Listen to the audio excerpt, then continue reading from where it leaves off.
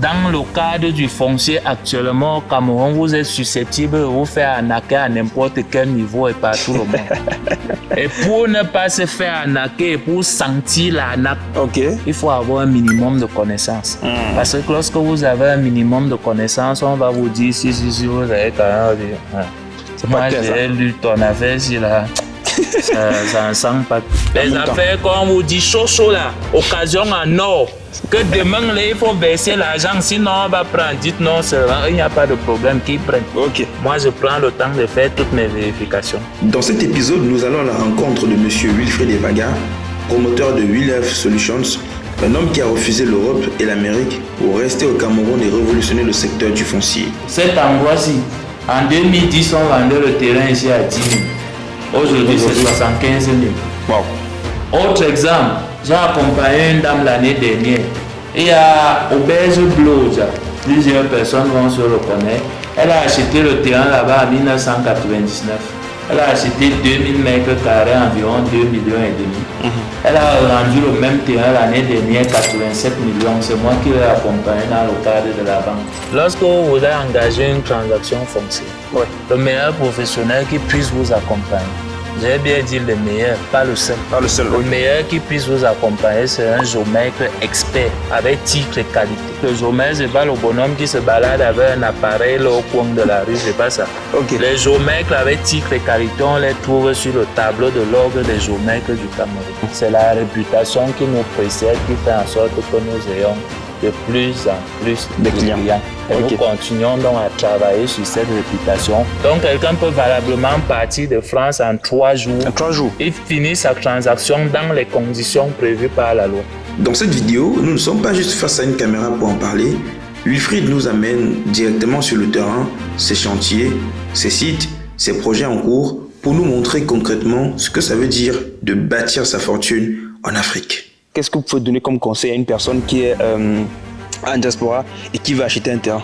Pour acheter une parcelle de terrain à usage d'habitat, il faut réunir non pas une seule condition, mais au moins 2 conditions. Lesquelles? Le terrain doit...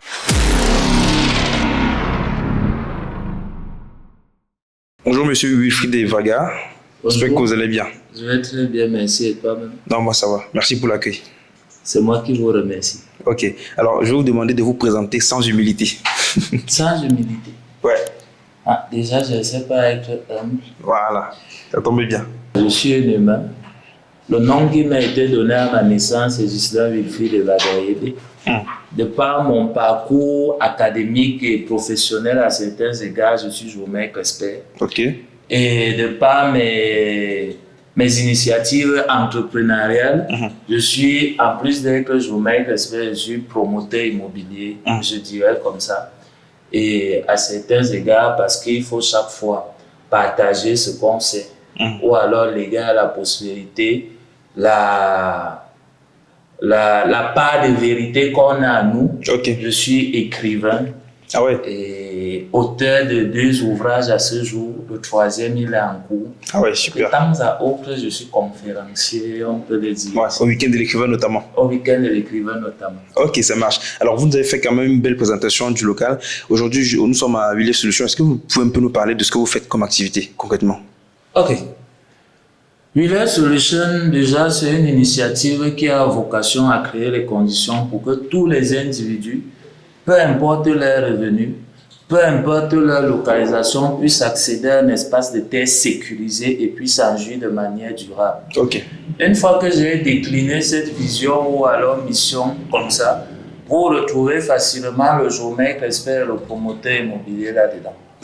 WeLove Solutions, ce n'est pas un vendeur de terrain ou ce n'est pas un géomètre comme les autres. WeLove Solutions apporte les solutions aux problèmes des individus. Alors, l'accès à la terre est un besoin fondamental. Tout le monde, quel que soit le cas, a besoin d'un espace de terre. Je m'amuse souvent à dire que même pour se reproduire, il faut un espace de terre. On ne se reproduit pas dans l'espace. Quand bien même ce serait l'espace, lorsqu'on rentre dans les méandres juridiques, il y a la propriété du dessous, la propriété du dessus. Même le dessus, là, rentre déjà dans la propriété. Alors, une fois que j'ai dit ça, moi, je m'attelle donc à créer les conditions pour que tous les individus puissent accéder à la terre. tous les individus, peu importe leur bourse, je l'ai précisé, et j'ai parlé de sécurité et d'épanouissement durable. Ça veut dire quoi? Lorsque je dis j'apporte des solutions, ça veut dire peu importe votre bourse. Quand vous parlez de bourse, qu'est-ce qu'on est censé entendre concrètement, s'il vous plaît? Généralement, ou alors la plupart du temps, lorsque je vais poser la question à quelqu'un, pourquoi tu n'as pas encore un terrain, il parle d'argent. Ok. Chaque fois, il parle d'argent. Alors que je me suis rendu compte que c'est un blocage. Et quand je vois blocage, je vois opportunité d'apporter une solution. Alors, je développe plusieurs mécanismes flexibles pour permettre aux individus d'accéder à la terre. Okay. Déjà en leur rappelant que l'argent, c'est tout ce qu'on peut donner en échange d'un produit ou d'un service. L'argent n'est pas conforme avec la monnaie. Ouais. Donc, parfois, il y a des gens qui arrivent dans nos projets, ils apportent juste une information. Au terme du projet, ils ont une parcelle de terrain. Est-ce que vous pouvez revenir comme ça on verra bien? Pour certains autres, ils apportent une contribution intellectuelle. Ils ont une parcelle de terrain. Parfois, c'est même les efforts physiques. Ok. Donc, ces modalités-là, les gens ne savent pas que l'intellect, c'est l'argent. Ok. L'effort physique, c'est l'argent. L'information, c'est l'argent. Alors, chaque fois, ils sont en train de dire, je n'ai pas l'argent. Donc, nous, on enlève donc déjà cette limite de leur tête. Que ce n'est pas une question d'argent. Okay. C'est une question de stratégie, c'est une question d'information. Et la bonne information, on leur donne donc cette information. D'accord. Il y a certains autres qui ont la monnaie. La monnaie en termes de billets, en termes de pièces et autres, mais qui supposent que ça ne suffit pas. On va donc leur proposer des mécanismes flexibles, les tontines foncières, les caisses d'épargne, les investissements fonciers et autres pour pouvoir à terme être propriétaire d'une parcelle de terrain. Okay. Il y a des participations et contributions diverses, brand ambassadeur et autres, tout un tas de choses pour devenir propriétaire. Voilà déjà le premier point, créer les conditions pour que tous les individus. Maintenant, lorsque j'ai dit tous les individus, peu importe le revenu, j'ai répondu à la question du revenu. Maintenant, j'ai parlé de localisation. Ça veut dire peu importe là où vous êtes, on connaît ce qu'il y a à faire pour que vous deveniez propriétaire. Ce n'est pas parce que vous êtes de la diaspora ou alors même que vous avez perdu votre nationalité ou vous n'êtes pas du tout camerounais que vous ne pouvez pas avoir un espace de terre au Cameroun. Okay. Vous pouvez, que vous soyez de la diaspora, que vous ayez perdu votre nationalité ou alors même que vous ne soyez pas du tout camerounais, accéder à un espace de terre. On passe au-delà de la nationalité, on va voir même au niveau des régions d'origine. Peu importe votre région d'origine, vous pouvez être propriétaire d'un espace de terre partout au Cameroun, puisque la loi même le dit. C'est chaque fois écrit être camerounais pour. Maintenant, pour les étrangers, il y a des conditions spécifiques et nous maîtrisons les procédures pour vous permettre de devenir propriétaire. J'ai évacué la question de localisation. Maintenant, je vais au niveau sécurité. La sécurité emporte que lorsque vous acquérez votre terrain, que vous ayez par exemple un acte qui sera définitif tel que défini. Pas un acte, vous ne venez pas chez nous acquérir une parcelle de terrain ou vous faire accompagner par nous pour avoir une parcelle de terrain et puis ne plus dormir tranquille. Nous ici, on milite pour la tranquillité d'esprit, la sécurité et la sérénité. Alors la première étape pour avoir cet acte qui est sécurisé, c'est de respecter la réglementation. Lorsque je me présente comme étant géomètre expert, ça veut dire qu'à plusieurs égards, je connais ce que la réglementation recommande pour avoir un esprit tranquille dans le cadre des transactions. J'ai parlé de sécurité à ce niveau. Je vais parler même de sécurité dans le cadre de l'aménagement, la viabilisation de la parcelle. Nous accompagnons dans ces différents cadres. Maintenant, le dernier volet, c'est l'épanouissement durable. Lorsqu'on va acheter une parcelle de terrain, on veut bien se retrouver dans un cadre qui est paisible à vivre, où les idées naissent, où les projets naissent, où on peut se déployer, où on peut être en santé mentale, santé émotionnelle et autres. Et il y va de l'aménagement qui est fait, il y va du respect de l'environnement, il y va même des différents voisins, les personnes avec qui on partage le cadre de vie, il y va de l'esprit général du groupe. Donc, quand nous parlons d'épanouissement durable, lorsque nous aménageons nos cadres de vie, nous prenons en considération l'environnement. Nous prenons en compte de le développer en respectant les normes de construction de l'habitat, les normes d'urbanisme. Et nous veillons à ce que les personnes qui viennent s'installer ensemble dans ce cadre-là regardent dans une même vision. Parce que lorsque nous faisons nos aménagements, nous préparons un cahier de charges. Nous créons un syndic de propriétaires qui sont astreints au respect de ce cahier de charges et même au respect des différentes interactions avec les autres. Et au-delà de ça, nous pensons aux infrastructures qui permettent de s'épanouir. Les infrastructures et les commodités nécessaires à l'épanouissement. Donc, c'est tout ça le champ de la vision ou de l'initiative qui est portée par Wheeler Solutions. Et c'est ça que nous réalisons ici. D'accord, super. Vous avez parlé là de faciliter justement l'obtention d'une parcelle, même si on a passé le moyen. C'est quoi le minimum pour obtenir un terrain au Cameroun en termes de finances? En fait, on ne saurait dire minimum pour obtenir une parcelle de terrain. Déjà, il faut le savoir. Un terrain, on l'achète pour ce qu'on peut en faire. Et c'est la destination d'usage qui définit le prix. D'accord. Le terrain, je l'achète pour ce que je peux en faire. Et c'est ce que je peux en faire qui définit le prix. Vous pouvez avoir un terrain même à 5 000 francs. Ah bon? C'est possible. Vous pouvez avoir un terrain même à 5 000 francs. Mais alors, le terrain que vous avez peut-être à 5 000 francs, est-ce qu'il vous permet d'atteindre votre objet de destination? Ça, c'est une question. Donc, le minimum, lorsqu'on va parler de minimum, on va d'abord évaluer l'objet de destination. Si vous me dites, par exemple, je veux une parcelle commerciale qui va me permettre de produire à peu près tant chaque mois, parce que je connais déjà l'objet de destination et qu'avec votre besoin, je peux localiser l'emplacement qui correspond et qui peut vous permettre d'avoir ce revenu avec l'investissement que vous avez réalisé. Je peux vous dire le minimum, c'est ceci. D'accord, donc c'est plus une question de l'objectif derrière l'achat de ce terrain-là. On achète toujours un terrain pour ce qu'on peut en faire. Ce n'est pas par fantaisie, ce n'est pas par suivisme. La première étape de maturation d'un projet d'acquisition foncière, c'est je veux le terrain pour en faire quoi? Il faut d'abord cocher cette case avant de continuer avec le reste. D'accord, ça marche. Tout à l'heure, en offre, on parlait justement du choix de la localisation de son terrain. On se disait que voilà, beaucoup de personnes préfèrent acheter les terrains en ville, mais vous avez une autre démarche. Vous expliquez que même en bourse, on peut avoir de belles opportunités. C'est quoi en fait l'esprit derrière le fait d'acheter des terrains en bourse plutôt qu'en ville, comme beaucoup le pensent? Non, je vais repréciser. Je le dis bien. On achète un terrain pour ce qu'on peut en faire. À ça, je peux ajouter, parfois la position vaut mieux que l'étendue. D'accord. Je vais dire quoi? Je veux un terrain commercial.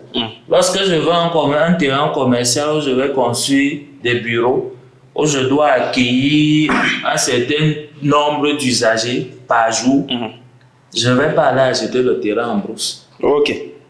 Les usagers là ne viendront jamais parce que dites-vous bien que si quelqu'un doit faire 3 heures de temps pour arriver à mon bureau, il ne viendra jamais, il va trouver la concurrence là à côté, il va y aller. Donc, il faut d'abord préciser l'objet de destination.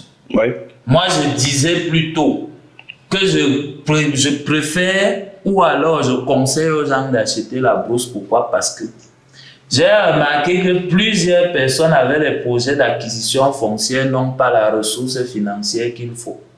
Quand on veut le terrain au centre-ville, on s'accompagne des moyens qu'il faut. Quelqu'un ne peut pas venir me voir, il a 5 000 francs au mètre carré et il veut le terrain à Bastos. Le terrain à Bastos, ça coûte 400 000 le mètre carré. Quand je vais donc le voir, je vais lui dire, tu veux le terrain maintenant? Tu vas à Bastos, mais ton argent ne correspond pas à Bastos. Ton argent correspond ici. Et lorsque je regarde les Camerounais, pour la plupart, le Camerounais moyen, son montant aussi entre 10 000 et 25 000. 25 000 le mètre carré. Or, 10 000, 25 000, ce n'est même pas là où nous sommes ici. Ici, ça coûte 75 000. D'accord. 10 000, 25 000, on est en périphérie de Yaoundé. 10 000, 25 000, on est déjà en périphérie. De Yaoundé. Alors, chaque fois que je vais donc amener quelqu'un dans ce genre de site, il va trouver que c'est loin. Ils sont toujours en train de dire que c'est loin. Or, ce n'est pas loin, c'est son argent qui est petit. Son argent correspond à l'espace là. C'est l'espace que je lui montre, c'est à ça que son argent correspond. Parce qu'il faut le savoir, l'immobilier, ça prend... lorsque ce n'est pas contrôlé comme au Cameroun, il y a un marché foncier qui est organisé, structuré, qui est régulé. Ça peut prendre ses relations clients-vendeurs. Vous négociez le prix, bien qu'il y ait une mercuriale des impôts, mais vous arrivez à décider que mon terrain, je le vends à 100 000. Si ça vous intéresse tant que c'est que vous sentez que vous avez votre projet à réaliser, vous payez le prix. Mais parce que moi, je me suis aussi rendu compte que beaucoup de ces personnes qui viennent avec l'argent qui ne suffit pas pour le terrain de ville, prennent souvent cet argent et vont faire autre chose avec. Après, ils se retrouvent en train de regretter. Je leur recommande donc d'acheter en bourse. Parce que la bourse a ceci de particulier. C'est vrai, la ville a un certain potentiel. Proximité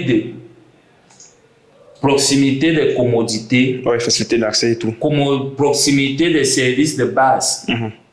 Puisque je l'ai rappelé, le terrain on acquiert pour ce qu'on peut en faire. Ou alors pour se retrouver à proximité des activités qu'on mène. Il me plaît souvent de dire, si on n'a pas d'activité à mener en ville, c'est mieux d'aller en bourse.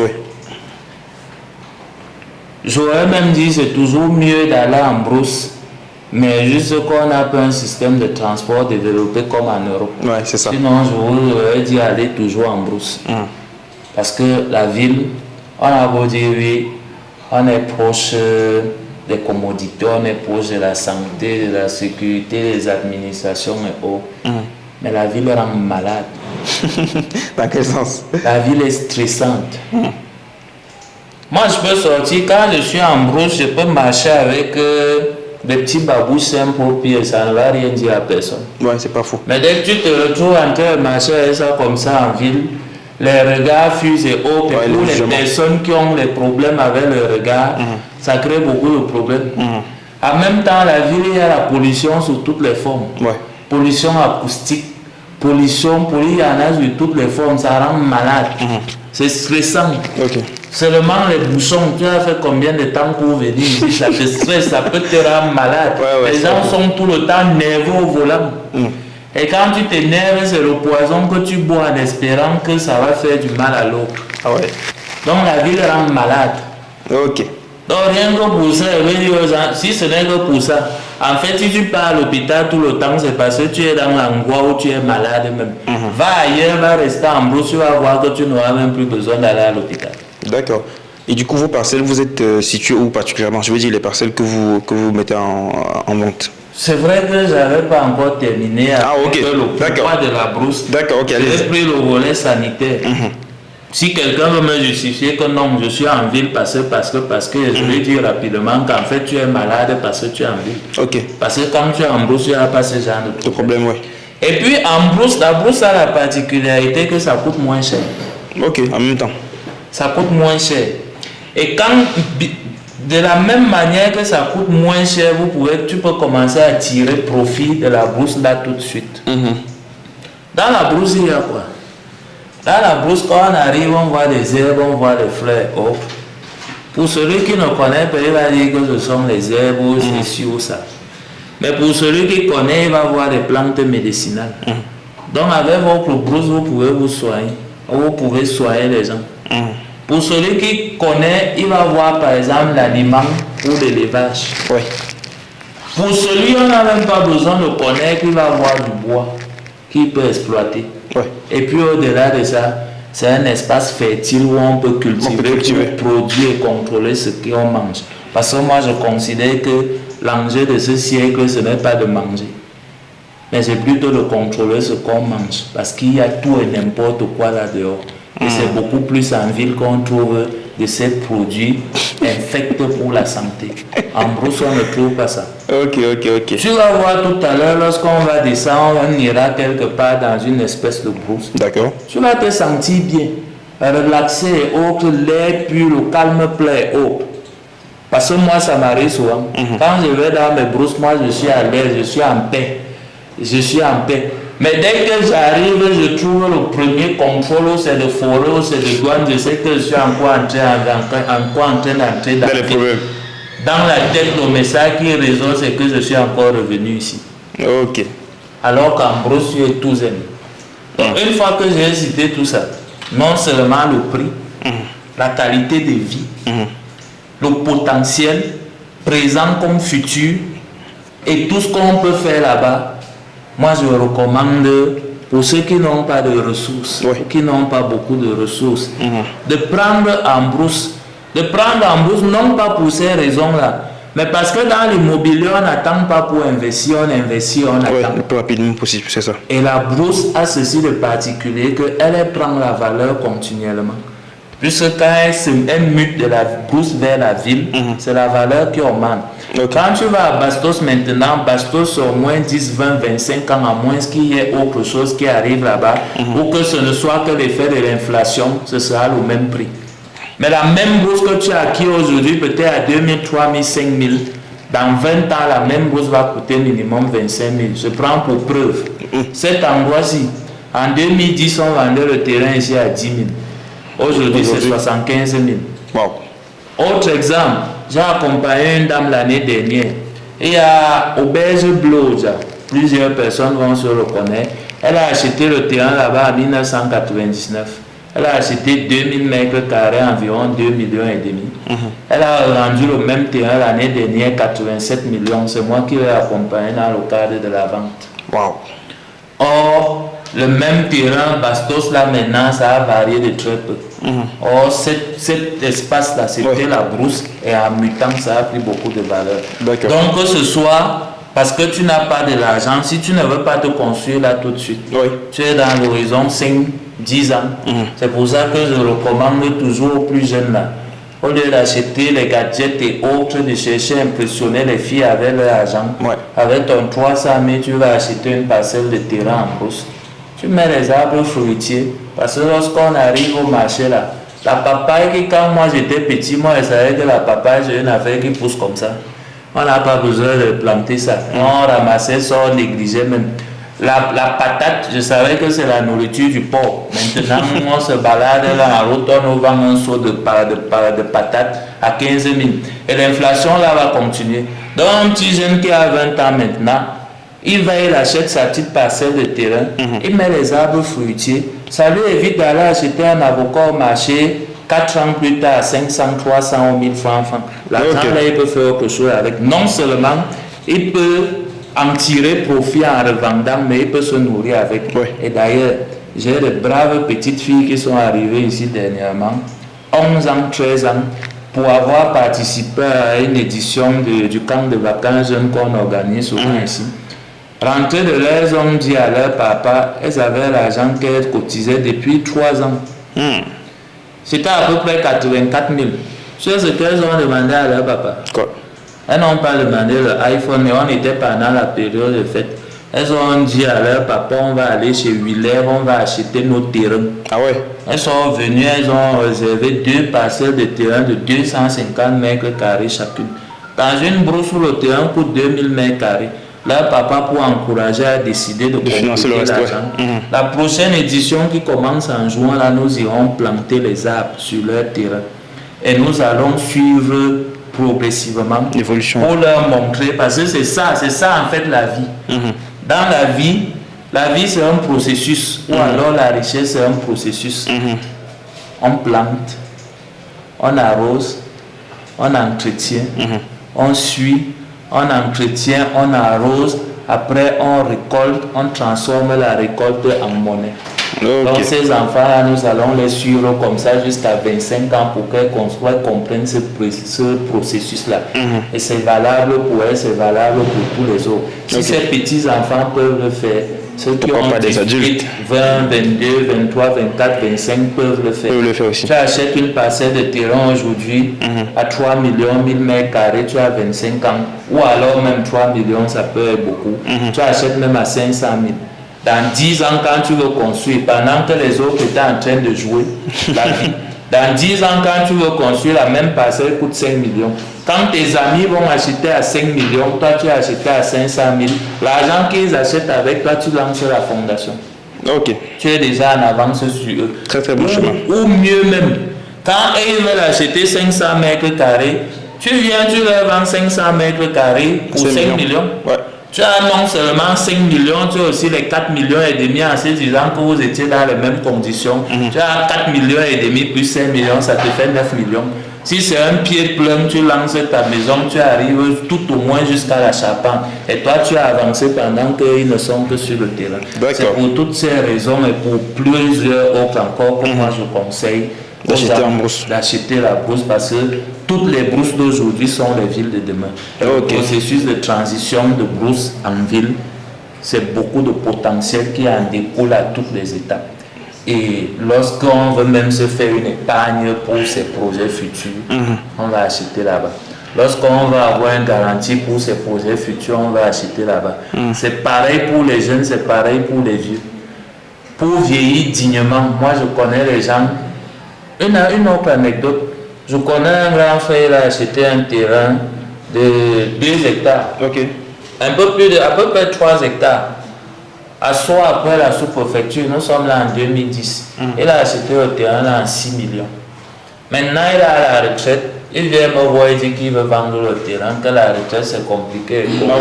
Qu'est-ce que je lui ai dit? Je lui ai dit, bon, tu sais, on va organiser une tontine foncière sur ton terrain. On va découper ton terrain en parcelles de 250 mètres carrés. On va vendre chaque parcelle à 1,5 million.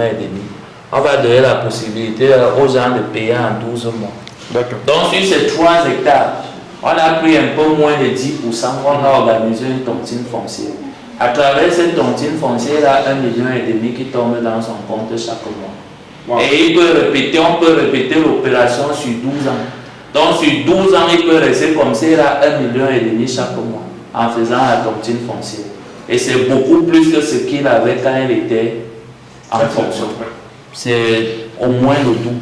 D'accord, donc ça veut dire tout un gros business là-dedans. Là, tel que vous me parlez, j'ai envie de voir les sites. Vous avez dit les sites, c'est un peu partout dans les sorties de ville, c'est ça?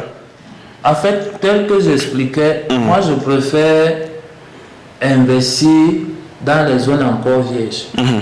J'ai parlé là des cadres de vie épanouissants. J'ai parlé de sécurité. Et lorsque je me rends compte, ou à ma connaissance, j'ai constaté qu'il y a beaucoup de litiges, beaucoup de conflits en ville. Il y a beaucoup d'arnaques. Et pour nous autres qui avons eu la chance de se balader, de regarder un peu ailleurs, quand on va regarder nos villes, ce sont les gros villages.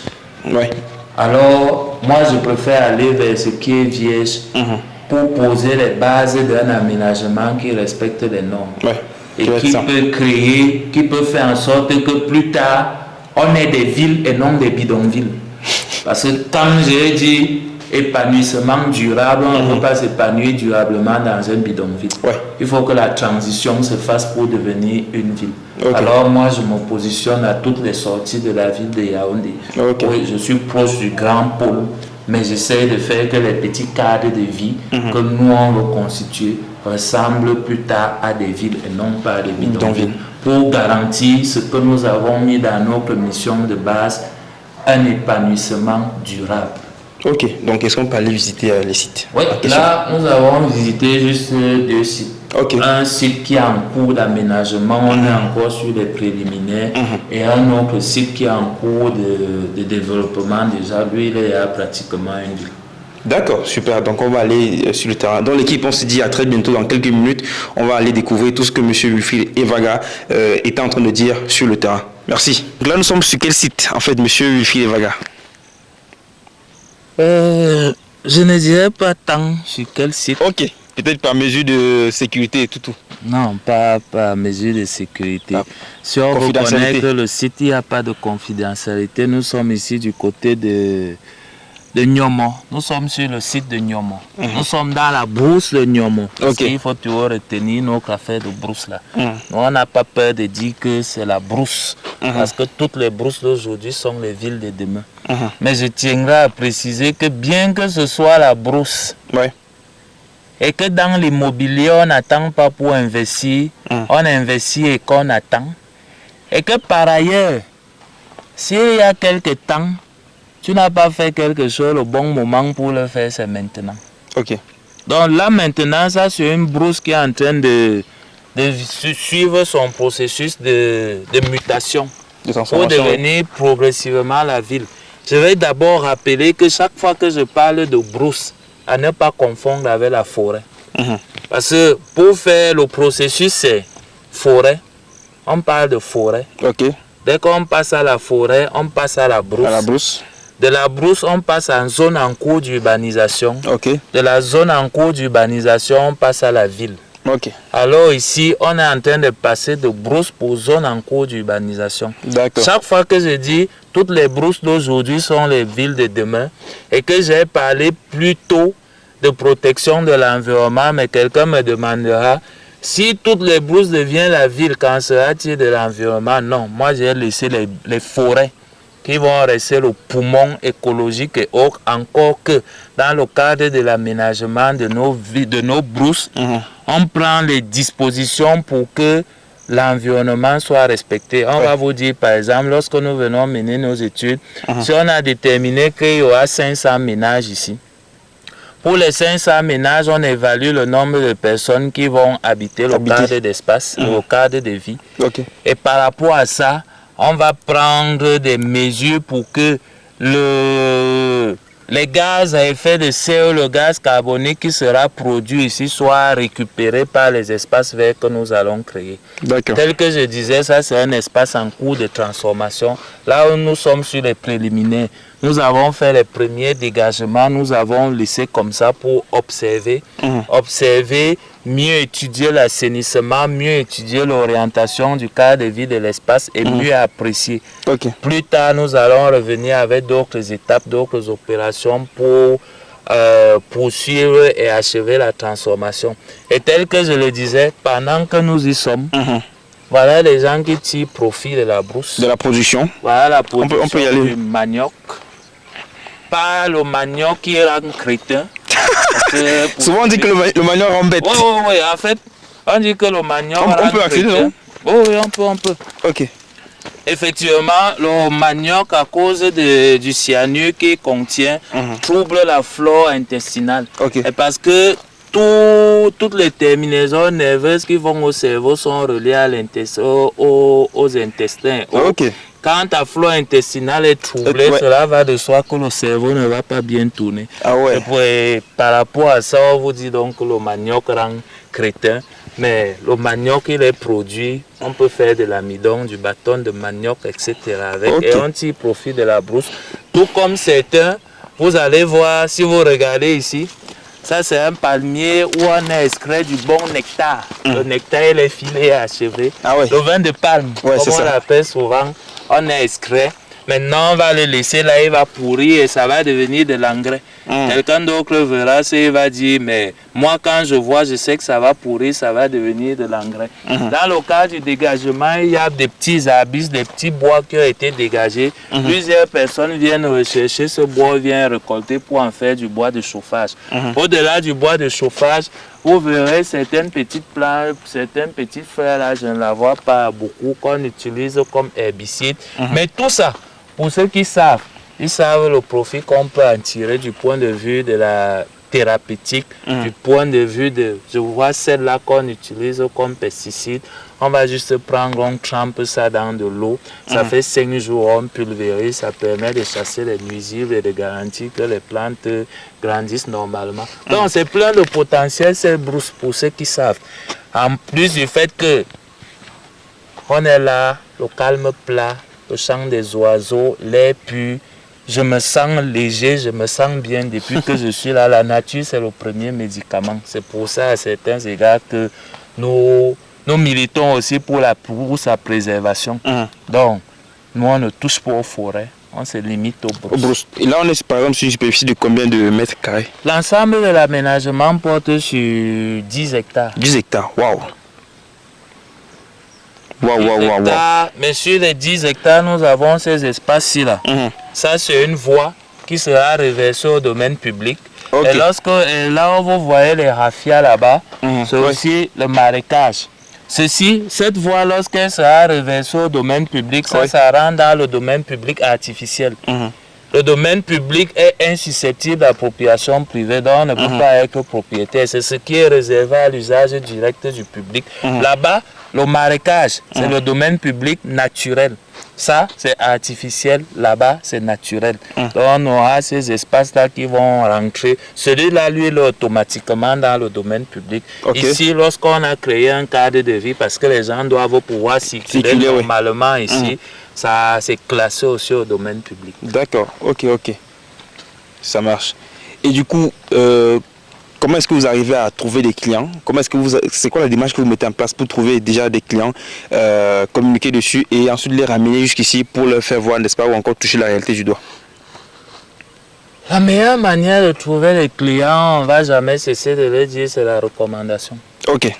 Jusqu'ici, la réputation qu'on a fait en sorte que chaque client qui rentre chez nous devient un ambassadeur.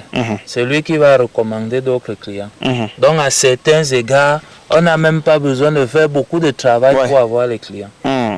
On va faire beaucoup de travail pour sensibiliser parce qu'en matière foncière, il y a beaucoup d'arnaques. C'est ça. Et je vous ai dit tout à l'heure, nous on milite pour la sécurité. Quand je déploie ma vision, ce n'est pas forcément que ce soit moi qui vende. Ce n'est pas forcément ça, mais c'est que la personne qui s'engage à aller acheter sache dans quelles conditions il doit acheter pour être en sécurité. Quand je vous dirais par exemple que pour acheter une parcelle de terrain, ça c'est pas le vendeur qui parle maintenant, c'est l'expert. Pour acheter une parcelle de terrain à usage d'habitat, il faut réunir non pas une seule condition, mais au moins 2 conditions. Lesquelles? Le terrain doit être titré. On doit avoir un titre foncier. Parce qu'au Cameroun, la certification de la propriété foncière, c'est le titre foncier. On ne peut pas se prévaloir à être propriétaire sans avoir le titre foncier. Et on ne peut pas vendre ce qu'on ne possède pas. Parce que le droit de propriété emporte 3 droits. Le droit d'user, le droit de tirer les fruits et le droit d'abuser. Abuser, là, ça veut dire vendre. Si je ne suis pas propriétaire, je ne peux pas vendre. Donc le terrain doit être titré. Mais parce qu'il faut en soit garantir que le terrain que vous acquérez pour vous construire sera accessible. Il sera exploité suivant les normes de l'habitat et de la construction. Il faut que le terrain soit loti. Il doit être titré et loti. Et le lotissement n'emporte pas de faire ceci. C'est quoi la différence du contre les deux? Ça, c'est juste un dégagement préliminaire. Ça, c'est pas encore un lotissement. D'accord. Le lotissement, c'est tout un processus qui tient sur 5 étapes. La première étape, c'est l'initiation du lotissement. La deuxième étape, c'est les études de lotissement. La troisième étape, c'est la phase d'approbation du lotissement. L'approbation du lotissement vaut autorisation de lotir. Quand vous avez l'autorisation de lotir, vous engagez les travaux. Une fois que les travaux sont achevés, on vient constater que les travaux sont achevés conformément au cahier de charges qui a été validé. Et ce n'est qu'à ce moment-là que vous êtes autorisé à commercialiser. Et dans la finalisation des travaux, il y a ceci. Tous les dossiers techniques des lots doivent être établis et signés. C'est là où la transaction par devant notaire prend tout son sens.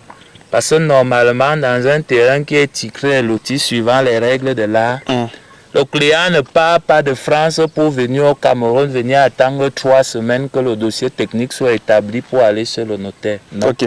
Il arrive, il vient comme nous sommes là, en supposant qu'un seul lotissement achevé. Il trouve tous les lots, toutes les bornes qui sont posées. Il identifie que c'est le lot qu'il veut. Lot numéro 5, bloc F. On va chez le notaire, on trouve le dossier technique du lot numéro 5, bloc F, déjà établi. On sort le dossier, on sort tous les éléments. Est-ce que vous êtes d'accord pour la vente? Oui. Vous êtes d'accord pour le prix? Oui. Vous payez comment? Virement? Oh, on fait le virement là tout de suite. Par chèque? Oui, on fait le chèque là tout de suite. paiement en espèces, on fait le paiement là tout de suite. Le notaire établit l'acte de vente là tout de suite et différentes parties signent. Il paye les honoraires et les frais du notaire, le reste de la procédure reste sûr.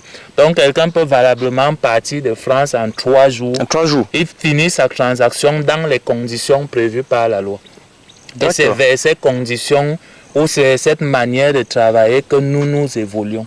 Non seulement évoluons dans ce sens-là, de respect des procédures, des normes et autres, mais il y a aussi le volet de célérité, de modernité et digitalisation des produits et services. Nous nous projetons vers une plateforme en ligne où le client pourra rester, même étant à l'étranger. Il fait sa visite virtuelle. Il trouve tout ce qu'il faut là pour faire sa transaction. Il fait sa transaction et son titre foncier va le retrouver à destination. Mais pour avant d'y arriver, nous continuons à travailler sur notre réputation. Parce que la réputation, c'est le premier capital. Quand tu as posé la question comment tu trouves le client, c'est la réputation qui nous précède, qui fait en sorte que nous ayons de plus en plus de clients. Et nous continuons donc à travailler sur cette réputation afin que lorsque nous allons mettre cette plateforme en ligne, que les gens viennent ayant déjà la preuve sociale que ces gens-ci, on peut leur faire confiance. Que moi, j'étais au Canada, parce qu'il y a les témoignages comme ça. J'ai fait affaire avec eux, je n'avais jamais vu le site, je ne l'avais jamais rencontré, j'ai envoyé l'argent et j'ai eu tous mes documents. On a les témoignages comme ça. Quand ça va suivre sur la plateforme, ça pourra aussi suivre. Parce que le processus, ce n'est jamais d'aller vers la technologie ou vers la modernité. On commence d'abord par les moyens traditionnels. C'est là-bas qu'on bâtit la preuve sociale, c'est là-bas qu'on bâtit la réputation. Et c'est cette réputation-là, ces valeurs qu'on a, cette manière de travailler qu'on amène donc dans le digital et ça nous précède donc. Ça permettra justement d'éviter les affaires où il y a des gens de la diaspora qui envoient des millions aux membres de leur famille pour acheter leur terrain. Soit son frère ou sa soeur, ses parents font une arnaque, soit ils partent acheter le terrain sans même comprendre les choses. J'ai entendu l'histoire d'une personne qui a envoyé beaucoup de millions à sa maman. Sa maman ne connaît rien à l'achat de terrain. Elle allait pour acheter et on l'a arnaqué. On a utilisé le langage technique, elle ne comprenait rien et elle a fait confiance au vendeur et puis l'arnaque est passée quoi. Ce que je dis souvent de là où avant d'arriver sur la plateforme ou sur toute autre chose, c'est que lorsque vous voulez acheter une parcelle de terrain ou alors laissons même la parcelle de terrain, la première chose, chaque fois qu'on veut s'engager dans un domaine qui n'est pas le nôtre, c'est l'information ou la bonne information. Ou plus simplement la formation.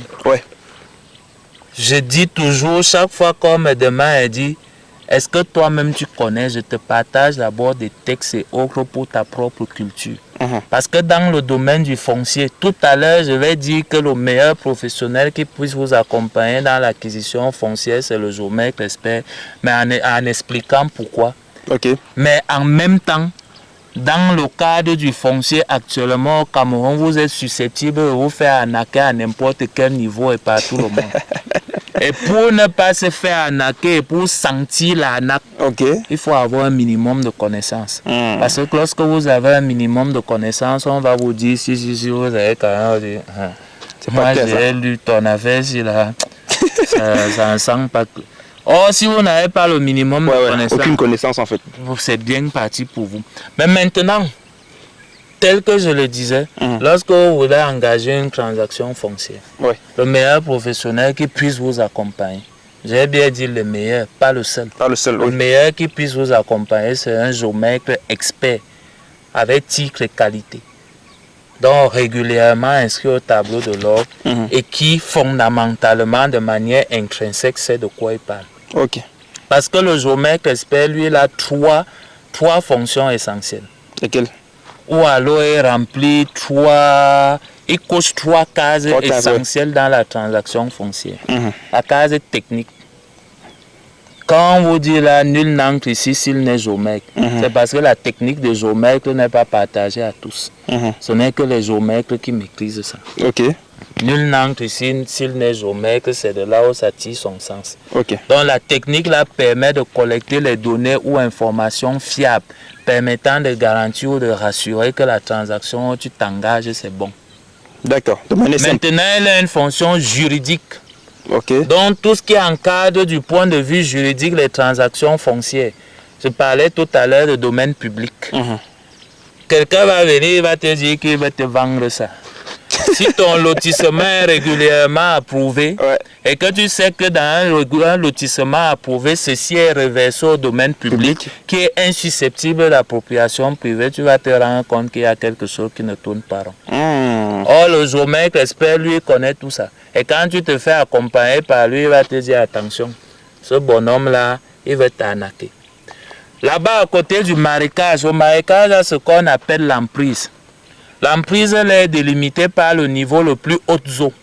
Que le marécage, là, même si c'est quel type de pluie, le niveau de plus haut eau que ça peut atteindre, de manière à ne pas inonder les maisons. Il y a donc cette emprise qu'on laisse à côté de la partie qui est humide. Les gens vont vous faire croire, ils appellent ça souvent chute de terrain. Ils vous demandent de venir acheter. Or, c'est dans l'emprise du marécage, cette emprise faisant partie du domaine public. Le géomètre expert, lui, peut savoir s'il peut te dire attention. Ou bien même le type de procédure que tu vas engager, il peut te dire attention. Ça, c'est de quelques éléments du point de vue juridique. Maintenant, le géomètre expert a aussi une fonction économique qui peut évaluer le bien pour te dire si tu fais une bonne affaire ou pas. Il peut évaluer sommairement la fiscalité ou il peut évaluer même la fiscalité qui s'adosse sur le bien pour te dire déjà ce que tu vas payer ou pour t'orienter. Parce que là dehors aussi, il y a des gens là qui se font appeler notaires sans en être, sans être des notaires ou qui disent ils bombardent certains prix là que si tu n'es pas vigilant, tu déposes ton argent et c'est bien vu. Donc, le géomètre a ces trois casquettes-là. Si je prends par exemple le notaire, lui, c'est juridique et économique. Il n'a pas de technique. L'avocat, lui, c'est juridique. Il n'a pas les deux autres. Si je prends un architecte, il n'a ni la technique du géomètre, il n'a ni le juridique, peut-être à certains égards l'économie. Oui, à l'économie, là, il fait par méthode de comparaison, il peut te dire que le terrain, si c'est comme ça, l'ingénieur, génie civil, donc quand on va regarder tout ça, le plus complet, c'est le géomètre expert. Et les géomètres experts, lorsqu'on veut les trouver, on vérifie, on regarde sur le tableau de l'ordre des géomètres. D'accord. Parce que quand on parle même de géomètre, le géomètre, c'est pas le bonhomme qui se balade avec un appareil au coin de la rue, c'est pas ça. Les géomètres avec titre et qualité, on les trouve sur le tableau de l'ordre des géomètres du Cameroun. Donc, en fait, tous les experts sont fichés quelque part, les experts sont fichés, c'est avec qui on est supposé travailler. Et je précise bien, inscrit au tableau de l'ordre. Et parce que lorsqu'on est inscrit au tableau de l'ordre, on est soumis au code d'éthique et de déontologie. Lorsqu'on ne respecte pas ça, nonobstant des poursuites judiciaires qu'on peut subir, il y a le conseil de discipline de l'ordre qui agit comme le principal, comme tribunal de premier ordre. Vous passez d'abord là-bas, vous pouvez être sanctionné, blâme, autre, allant jusqu'à la radiation. Et en plus, vous pouvez être poursuivi au civil comme au pénal.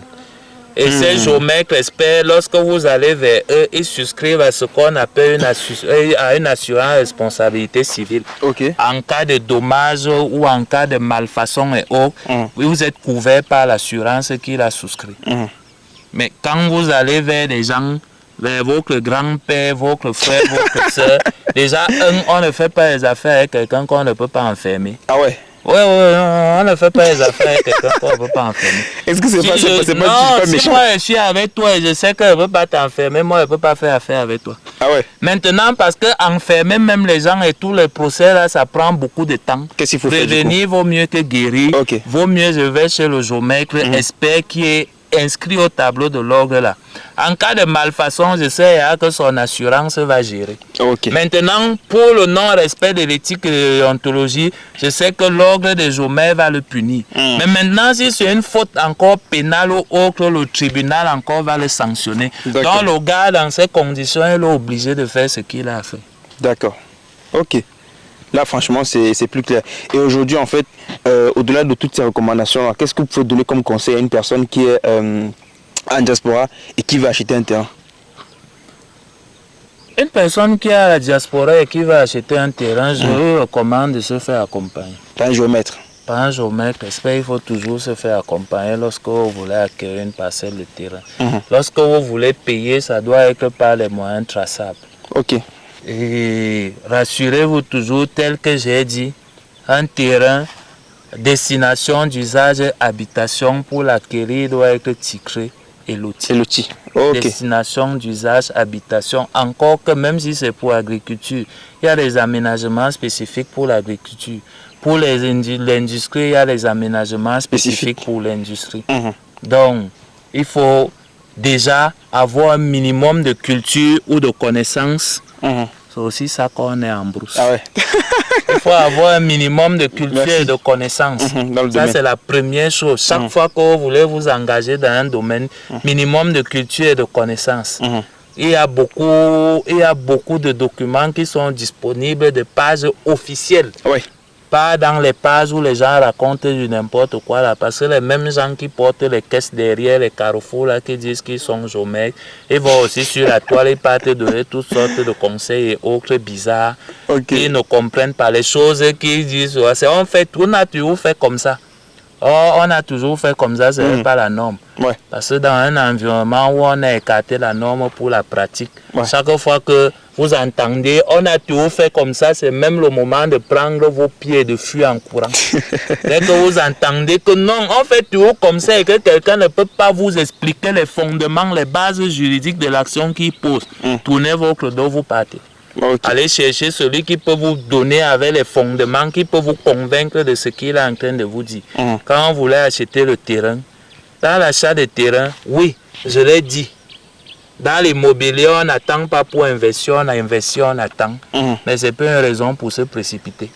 Les affaires, comme on vous dit, chaud là, occasion en or, que demain, là, il faut verser l'argent, sinon on va prendre. Dites non, il n'y a pas de problème, qu'ils prennent.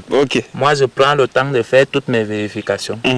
Vous me proposez un terrain, certificat de propriété, extrait cadastral, relevé immobilier du titre foncier, mais les trois là, tant que je n'ai pas ça, et que je ne suis pas allé voir le lot pour m'assurer que bon, le lot là même, je ne suis pas allé, j'ai discuté avec le voisin, même si c'est le fou.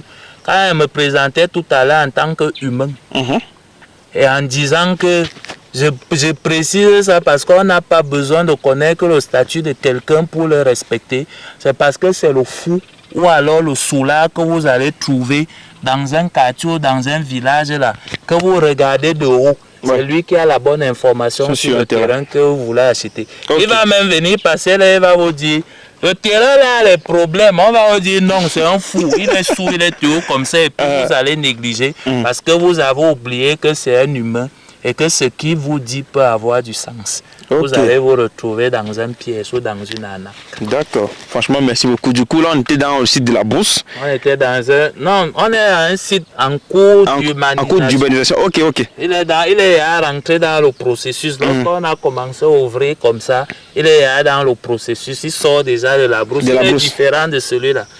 Non seulement celui-ci est déjà sécurisé, donc il a déjà son titre foncier. Le processus de lotissement est en cours. Quand on va rentrer dans la phase de commercialisation, si ce n'est pas déjà le cas, parce qu'on peut vendre en état futur d'achèvement, ça c'est une modalité. Si ce n'est pas déjà le cas, on va se retrouver dans la phase de valorisation, les maisons vont commencer à pousser. On peut prendre l'image, on garde son, on revient ici dans 10 ans, vérifier si les brousses d'aujourd'hui ne sont pas les villes de demain. D'accord. Et l'autre site, vous avez dit, ce sera lequel? L'autre site, nous allons carrément dans une zone là où on voit déjà que c'est déjà la ville. Et on va vous présenter un projet immobilier de valorisation d'un espace. Parce que au-delà d'acquérir, sécuriser, aménager, nous valorisons aussi. Valoriser, c'est pas l'industrie, pas l'agriculture, pas l'habitat. Là-bas, nous allons voir ce site qui est en pleine transformation. Et les projets pilotes que nous avons là-bas, projet pilote qui sera reproduit ici. Ok, super. Bon, on va donner rendez-vous. Bon, l'équipe, on se donne rendez-vous dans quelques minutes pour l'étape, pour le prochain site en cours de transformation. Big up à toutes. Bon, les gars, nous sommes sur le nouveau site. Comme vous pouvez le constater, derrière nous, il y a des travaux qui sont en train de se passer. Donc, M. Wilfried Evaga va nous expliquer comment est-ce que ça fonctionne et dans quel cadre ça se situe avec son entreprise. Ok, tout à l'heure, je vous ai dit que nous, on se positionne dans toutes les étapes immobilières. Sécurisation, aménagement forcé, valorisation foncière, suivi, entretien, rénovation, destruction et régénération de l'espace. Donc on est du début jusqu'à la fin, même jusqu'au renouvellement du site. C'est un peu comme le géomètre. Le géomètre, il est avec vous à toutes les étapes de la vie, à toutes les étapes d'un projet. Donc nous nous sommes inscrits dans cette logique-là. Et nous nous inscrivons dans cette logique par rapport aux demandes des clients. Nous, initialement, on fournissait l'expertise de géomètre. On mettait à disposition des parcelles. On aménageait. Mais chaque fois, à cause de notre réputation qui nous précède, les clients nous demandaient donc chaque fois, est-ce que vous ne construisez pas aussi? Est-ce que vous ne proposez pas de services maison vendue clé en main? Et chaque fois qu'on pose cette question, et qu'on sait que à chaque question, l'argent n'est pas loin. Parce que la question, c'est une opportunité. Non, t'inquiète, c'est bon. Ok. Oui, vas-y. Allez. Et quand on sait qu'à chaque question correspond à une opportunité, et que l'argent n'est pas loin, l'entreprise est là pour apporter les solutions aux problèmes des gens. Et c'est en apportant les solutions qu'on a du retour en argent. Ce client, par exemple, nous avait sollicité pour les éléments techniques relatifs à sa transaction foncière pour acquérir son lot d'abord. Nous avons fait le boulot, elle a été satisfaite. Après, elle a posé la question, je veux construire, est-ce que vous n'accompagnez pas aussi, est-ce que vous ne faites pas ça? Nous avons fait toutes les études architecturales, nous avons présenté, ça l'a séduit, elle voulait une villa, 3 chambres, salon, 3 douches et eau, avec autonomie en eau et eau. Nous avons élaboré tout le projet, nous avons proposé. Elle a été séduite par le projet, et elle a décidé de nous le confier. Ça fait juste 3 semaines que nous avons commencé. Ce bâtiment était implanté, ça fait 3 semaines. Donc, rendu là, nous sommes presque au niveau du chaînage, nous sommes vendredis aujourd'hui. La semaine prochaine, nous allons commencer la petite dalle terrasse de devant là. Et puis, en fin de semaine, nous allons lancer avec la charpente pour la couverture. Notre délai pour finaliser l'ensemble du chantier livré clé en main, c'est 2 mois et demi, 3 mois maximum. Pour ton chantier particulier. Et ce chantier, nous l'avons pris comme prototype que nous allons reproduire. Ça, c'est le prototype. Nous l'essayons ainsi pour maîtriser tous les coûts, maîtriser tous les aspects. Toute la chaîne de valeur. Et nous allons reproduire le même modèle. Sur le site que nous avons vu précédemment à Nyomon, nous avons un mini-programme là-bas où nous allons en construire 6. Nous-mêmes. Pour revendre maintenant à nos clients qui demandent chaque fois, est-ce que vous ne vendez pas aussi des maisons clés en main? Donc, ça, c'est le projet type. Pour commencer, parce qu'on a ça, on a plusieurs projets. On a des petits projets avec différents matériaux et différents coûts que nous voulons expérimenter. Parce que, au-delà de permettre que chaque individu ait une parcelle de terrain, nous nous projetons aussi à un individu, un toit au-dessus de sa tête. Et un individu, un espace où il cultive ou alors où il produit ce qu'il consomme, toujours dans la logique de contrôler ce qu'il mange. Donc, lorsque nous allons terminer avec le programme, ou alors lorsque nous serons bien ancrés dans le programme construction maison livrée clé en main, nous allons passer ensuite au programme du centre livré clé en main, pour que chacun puisse tirer sa subsistance pour savoir un certain nombre de produits bio à consommer. Donc, nous sommes sur toutes les étapes comme nous avons dit. Là, ce dont nous parlons ici, c'est la valorisation. Ok. J'ai parlé de sécurisation, aménagement, valorisation. Ça, c'est la valorisation. D'accord. Vous êtes également auteur de 2 ouvrages. Pourquoi déjà vous avez décidé de d'écrire? Au-delà de tout ce que vous faites comme activité au quotidien. Quelqu'un l'a souvent dit, ou je l'ai souvent entendu quelque part. La vérité originelle, c'est comme un gros miroir qui s'est brisé. Et chacun d'entre nous a une part de vérité en lui. Ok. Et pour rétablir la vérité originelle, il faut que chacun sorte de ce qu'il a en lui et lègue ça. Et puis, c'est comme un gros puzzle. Chacun vient et lègue sa part. Si maintenant nous avons 7 milliards d'habitants sur Terre, nous avons 7 milliards de vérités. 7 milliards de vérités. Et pour rétablir la vérité originelle, il faut que ces 7 milliards-là apportent leur contribution. Et parce qu'on ne peut pas apporter cette contribution au même moment, à la même époque et de la même manière, moi j'ai choisi que mon moment était venu dans cette vie d'apporter ma contribution. Donc c'est pour ça que j'ai décidé d'écrire. Non seulement pour ça, mais parce que chaque génération a pour mission de laisser l'autre génération à un niveau un peu plus élevé pour que la génération qui vient après puisse faire plus et mieux que la précédente. Alors, on a évolué à un certain nombre, à un niveau, on a traversé un certain nombre de difficultés et il ne faudrait pas que ceux qui viennent après viennent passer par les mêmes difficultés. Qui passe par les difficultés parce que les défis, il y en aura toujours, mais que ce soit les difficultés qui font faire le saut qualitatif ou alors le saut évolutif en avant. Mais s'il faut chaque fois retourner à la base, on ne va pas évoluer. Donc, le téléphone qu'on a là, c'est parce que quelqu'un un jour a créé un téléphone, je ne sais pas. Quand on était petit, on jouait souvent avec une histoire, là, on prenait 2 boîtes. On attachait des fils de part et d'autre, on tendait quand quelqu'un parlait ici, l'autre entendait de l'autre côté. C'est peut-être comme ça que le téléphone a commencé. Quelqu'un d'autre a repris. On a eu le téléphone, le gros téléphone qu'on tournait, ça faisait gring. Après, téléphone sans fil, après téléphone avec fil fixe.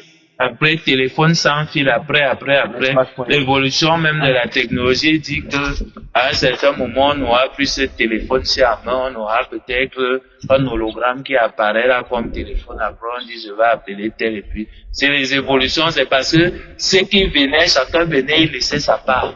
Il laissait sa part. Donc, si nous, chacun dans ce qu'il fait dans son domaine, ne prend pas soin de léguer à ceux qui viennent, le peu qu'il a déjà pu amasser ou emmagasiner, on crée les conditions de retard. C'est pour ça et pour plusieurs autres raisons que moi j'ai décidé d'écrire. Et ces livres sont disponibles où? Ces livres sont disponibles sur le site Amazon de Argent Libre, disponible au cabinet Vilève Servet, Angiomatique à Alatam Tunisien, rue 8657. Ok, vous allez nous donner tous les liens, on va mettre ça dans les commentaires aussi. Et également, comment est-ce qu'on peut vous suivre, comment est-ce qu'on peut vous contacter? Bon, c'est clair qu'il y a des numéros, mais est-ce que vous êtes sur les réseaux sociaux comme ça, on pourra vous suivre? Sur Facebook, sur LinkedIn, vous cherchez Wilfried Evaga, vous allez trouver. Sur Wilfried Evaga ou alors Vilève Servet Angiomatics. Et aussi Vilève Real Estate. Facebook, LinkedIn, pour la plupart des réseaux. Je pense que je suis aussi sur TikTok. Je ne connais plus bien. C'est Vilève quelque chose, je ne sais plus. Sur TikTok, je n'y vais pas trop. Chaque fois que j'entre sur TikTok, pour voir une chose, ça propose, ça risque de te faire passer dans un rythme infernal où tu oublies ce que tu as fait. Donc, moi, je suis beaucoup plus sur Facebook et autres, je partage de temps à autre des petits conseils de sensibilisation, des petites anecdotes, toutes choses, des petites offres. Il y a des offres promotionnelles, il y a des petites choses qui peuvent servir. Parce que moi, je me dis chaque jour, j'ai promotion, non seulement d'apprendre quelque chose en plus, mais de apporter quelque chose aux autres. Alors, avec ces publications, je me sens en train d'apporter quelque chose aux autres. Et par rapport aux questions qui sont posées, parfois, je me retrouve en position d'être challengé, toutes choses qui me poussent à aller chercher pour connaître encore mieux. Ok. D'accord. Bon, en tout cas, on tend déjà vers la fin de l'émission avec tous les qu'on a eu à parcourir. Si vous avez un conseil à donner à une personne, bon, c'est vrai que je vais pas me limiter cette fois-ci à l'achat du terrain parce que vous avez tellement existé, vous avez tellement donné de conseils. Mais là, on va parler beaucoup plus de la construction des bâtiments. Quel est le conseil que vous pouvez donner à une personne aujourd'hui qui veut construire un bâtiment, que ce soit pour industrialisation, commercialisation ou encore même pour l'habitat? Je m'amuse souvent à dire, si c'est pour la construction, chaque projet commence d'abord par la maturation. Il faut bien maturer son projet. Ok. Le projet doit être mature. Quand je dis maturation, ça veut dire même si je suis à la diaspora, je dois bien identifier qui va conduire mon projet, qui va étudier mon projet, comment l'argent va circuler pour que mon projet soit réalisé. Okay. Tout ça rentre dans le processus de maturation. Avant les plans et toute autre chose. Parce qu'en fait, les causes de l'échec d'un projet se trouvent toujours dans la maturation. Si le projet n'est pas mature, il va échouer. Les causes sont toujours là-bas, ça ne vient pas d'ailleurs. Donc c'est à la base même, quand on commence à rêver du projet, quand on commence à traduire le rêve en quelque chose de concret, c'est là-bas qu'on a les causes de l'échec ou de la réussite du projet. Okay. Donc c'est la phase la plus critique même du projet, la phase de maturation. Alors il faut savoir vers qui s'adresser, qui peut vous donner la bonne information, qui peut bien vous conseiller. Parce qu'il est nécessaire d'avoir la bonne information. Tel que je l'ai dit dans toutes choses, il faut toujours avoir un minimum de culture. Sinon, vous faites arnaquer. Le monde n'est pas là pour pardonner les gens. Si tu ne connais pas, le monde ne va pas te pardonner. Il faut arrêter les choses que non, Dieu va te punir. Non, si tu ne connais pas, tu vas te faire arnaquer et tu ne vas rien faire à la personne qui t'a arnaqué. Il ne va rien faire. Puisque la personne là s'est levée le matin. De la même manière, quand tu te levais le matin, tu priais. Lui-même aussi s'est levé, il a prié pour avoir un poids qui va arnaquer.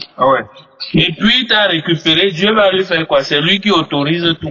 Donc, il faut sortir de cette histoire et chercher chacun à avoir un minimum de connaissances dans ce qu'il veut faire. Il veut faire. La culture générale. Chacun doit avoir un minimum de culture.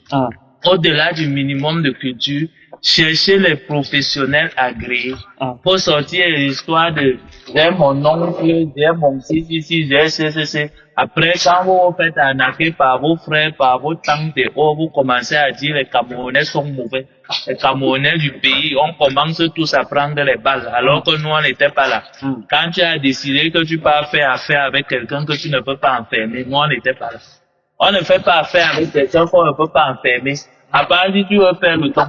Si tu parles que tu veux faire le don, va faire avec quelqu'un que tu ne peux pas enfermer.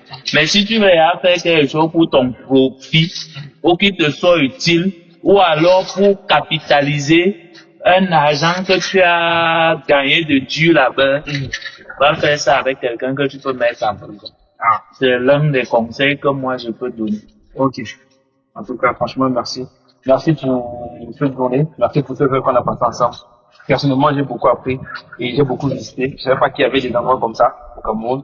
Donc, ça fait vraiment plaisir pour tout ce que vous faites. Et merci. Merci beaucoup. Des endroits comme ça, il y en a plus et il y en a mieux encore.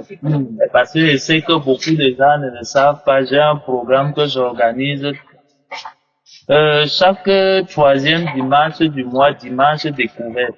Où je fais découvrir aux gens le potentiel des zones qu'ils ne connaissent pas. Parce que généralement, quand je fais une offre de terrain à vendre, parce que les gens ne connaissent pas la zone, ils sont un peu, donc comment doit créer les conditions pour qu'ils découvrent et qu'ils se rendent compte que le monde ne se limite pas là où ils vivent.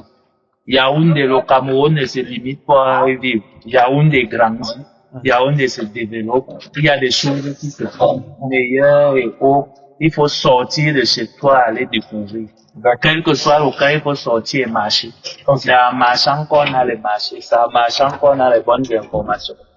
Quand on est un homme avec grand H, on doit sortir, on marche, on ne doit pas rester à la maison. Ok. Bon. Bienvenue au cabinet Villers Solutions.